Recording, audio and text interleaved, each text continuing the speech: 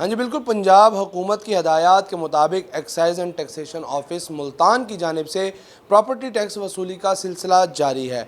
20 मार्च की डेडलाइन ईद उल फितर की वजह से एक माह की उसे जो है रिलीफ दिया गया शहरियों को, और अब टैक्स नादहिंदान के खिलाफ भरपूर कार्रवाई करने का फैसला किया गया है। इस वक्त हमारे साथ excise and taxation officer Multan Khalid Khan Kasuri साहब मौजूद हैं। उनसे जानेंगे किस कदर रिकवरी बाकी है और किन लोगों के ज़िम्मे जो है आपने ये टास्क सौंपा है, और कब तक जो है रिकवरी मुमकिन बनाई जा सकेगी। जी सर बताइएगा। जी, बहुत शुक्रिया आपका। मैं आपको के चैनल के वसातत से मुल्तान के शहरियों को बताना चाहूँगा कि जनाब 1 मार्च से ही हमारी रिकवरी मुहिम, खसूसी रिकवरी मुहिम शुरू हो गई थी, और उसमें अफ्तार के बाद भी हमारी टीमें निकलती रही हैं। पूरा रमज़ान चांद रात तक हमारे स्टाफ ने काम किया है, तो उससे बहुत अच्छा रिज़ल्ट हमें मिला। और 31 मार्च तक मुल्तान का जो डिस्ट्रिक्ट का टारगेट था 871 मिलियन के मुकाबले में हमने 80% अचीव कर लिया।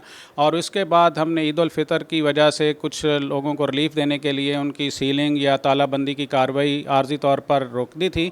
अब दोबारा ईद उल फितर के बाद हमने तकरीबन 4000 ऐसे डिफ़ाल्टर्स हैं जिनके ज़िम्मे तकरीबन 8.5 करोड़ रुपया प्रॉपर्टी टैक्स वाजिबुल अदा है, तो उनको फ़ाइनल नोटिस जारी कर दिए हैं। और हमारे इंस्पेक्टर साहबान ने उनसे मुलाकात करके भी उनको बता दिया है कि अगर आपने 20 अप्रैल तक इसकी अदायगी ना की तो इंशाल्लाह 21-22 अप्रैल से हम इसकी कमर्शियल प्रॉपर्टी की तालाबंदी भी करेंगे, और रेजिडेंशियल हाउसेज जिनमें कोई बिग डिफ़ाल्टर्स होंगे उनके खिलाफ एक्शन लेते हुए उनके वारंट ऑफ अरेस्ट भी जारी किए जाएंगे।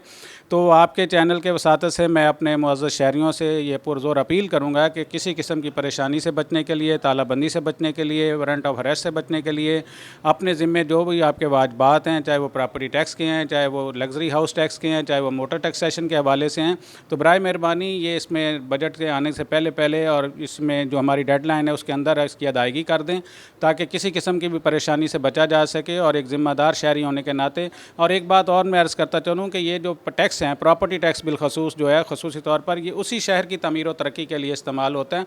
तो टैक्स की वजह से हमारा मुल्तान खूबसूरत होगा, हमारा शहर खूबसूरत होगा, पार्क्स बनेंगे, सड़कें बनेंगी, सीवरेज का निज़ाम बेहतर होगा। तो टैक्स बहुत इंपॉर्टेंट है हमारे शहर की तमीर व तरक्की के लिए। तो बराए मेहरबानी जिनके ज़िम्मे वाजबात हैं वो फौरी तौर पर अपना टैक्स अदा कर। जैसे मैंने पहले बताया कि 871 मिलियन का हमारा मुल्तान डिस्ट्रिक्ट का टारगेट है, जिसमें 80% अचीवमेंट हो गई है।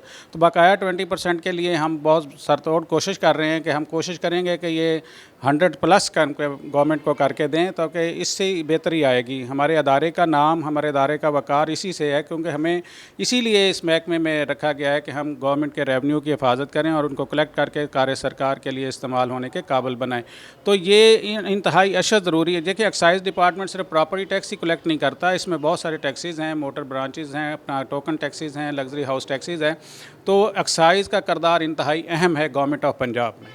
जी बिल्कुल, एक्साइज ऑफिस का किरदार इंतहाई अहम है और इस हवाले से हमें ब्रीफ भी किया जा रहा था। अब आपको बताते चलें कि जो प्रॉपर्टी टैक्स नादहिंदगान हैं उनके खिलाफ कार्रवाई करने के लिए, घेरा तंग करने के लिए जो इकदाम उठा लिए गए हैं, और अब कुछ ही रोज़ में अगर वो नादहिंदगान अपने ज़िम्मे वाजिबुल अदा रकम की अदायगी मुमकिन नहीं बनाते तो उनको तालाबंदी समेत गिरफ़्तारी का सामना भी करना पड़ सकता है। जी।